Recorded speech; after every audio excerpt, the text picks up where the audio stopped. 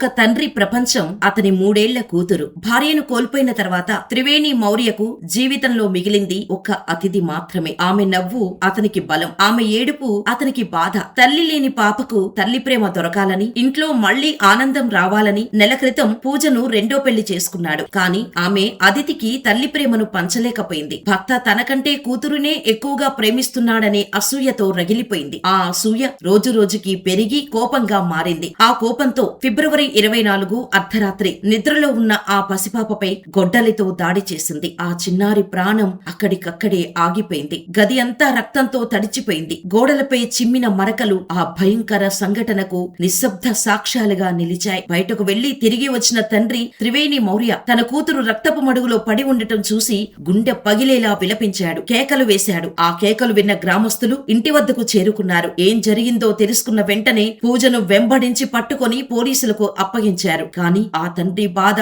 వర్ణనాతీతం. నా నిర్ణయమే నా కూతురి ప్రాణాన్ని తీసుకుంది. తల్లి లేని నా పాపకు తల్లిగా ప్రేమ ఇస్తుందని నమ్మాను, కాని మృత్యుగా మారి నా బిడ్డను తీసుకుపోయింది అని త్రివేణి మౌర్య గుండె పగిలేలా రోదించాడు.